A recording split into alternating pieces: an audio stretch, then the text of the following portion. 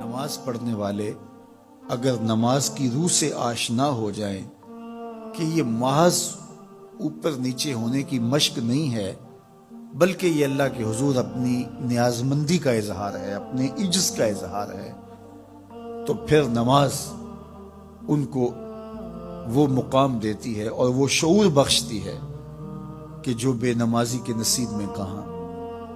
انسان کے اشرف اعضاء اس کے سر میں ہیں، بولنے کی قوت زبان سر میں، دیکھنے کی قوت آنکھیں سر میں، سننے کی قوت کان سر میں، سوچنے کی قوت دماغ سر میں، سونگھنے کی قوت ناک سر میں، اور یہ سر مالک کے در پہ ہے۔ اور زبان سے بندہ کیا کہہ رہا ہے؟ سبحان ربی الاعلی، مالک تو سب سے اعلیٰ ہے۔ اور اپنا رویہ اور عمل کیا ہے کہ اپنی ناک بھی خاک پہ رکھی ہے، پیشانی بھی خاک پہ رکھی ہے، اور باقی اعضاء بھی خاک پہ ہیں۔ تو گویا عملاً یہ بتا رہا ہے مالک مجھ سے نیچا کوئی نہیں اور تجھ سے اونچا کوئی نہیں۔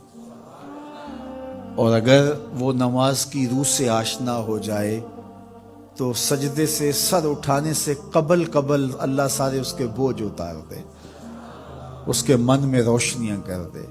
تو نماز بندگی کا شعور دیتی ہے، من میں چراغاں کرتی ہے۔ اللہ کے حضور جھکنے سے بندہ ایسا بندہ کامل بن جاتا ہے کہ پھر وہ کسی اور کے آگے نہیں جھکتا۔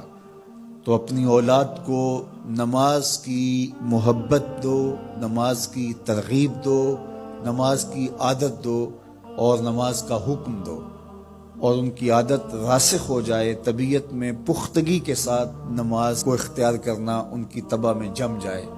نماز ان کی طبیعت میں نظم پیدا کرے گی، ان کو نظم و ضبط کا پابند بنائے گی، اور ان کی صحت کی ضامن ہوگی، اور ان کے باطن کی طہارت کا سبب اور ذریعہ ہوگی۔ اس لیے کہا کہ اللہ کے حضور جھکنا نہ بھولنا اور نماز قائم کرنا۔ نماز کا تعلق اپنے آپ سے ہے کہ وہ اپنے آپ کو سنوارتا ہے، تقرب اللہ کے لیے اس کی اپنی عملی کوشش ہے۔ بندے اور خدا کا ایک ربط ہے نماز۔ اسی طرح یہ خیال کہ میرا مالک مجھے دیکھ رہا ہے، اس سے بھی تہذیب نفس ہوتی ہے، باطن کی تربیت ہوتی ہے۔ انسان ایک حصار میں آ جاتا ہے، ایک پہرے میں آ جاتا ہے کہ میرا اللہ مجھے دیکھ رہا ہے، اور پھر وہ قدم پھونک پھونک کے رکھتا ہے۔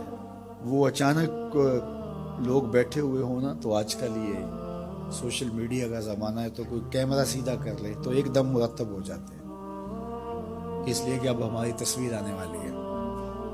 یا کوئی کسی کو کہے کہ جناب آپ لائیو جا رہے ہیں، تو وہ بالکل اپنی حرکات سکنات منظم کر لیتے ہیں، کپڑے سیدھے کرنے لگ جاتے ہیں، اس لیے کہ ہم لائیو جا رہے ہیں۔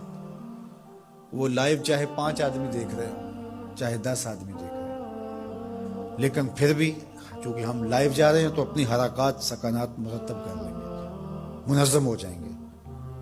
اور جب یہ یقین ہو کہ میرا اللہ مجھے دیکھ رہا ہے، یہ ساری حرکتیں وہاں لائیو جا رہی ہیں، تو پھر دل میں برا خیال بھی آنے لگے گا تو اس کو روکیں گے کہ میرا اللہ تو دیکھ رہا ہے۔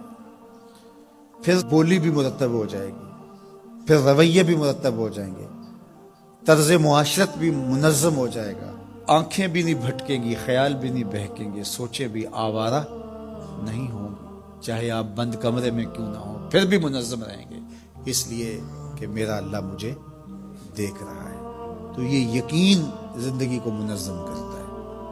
تو اس کا تعلق بھی انسان کی ذات سے تھا۔ نماز سے بھی تہذیب نفس ہے، اللہ سے تقرب حاصل ہوتا ہے۔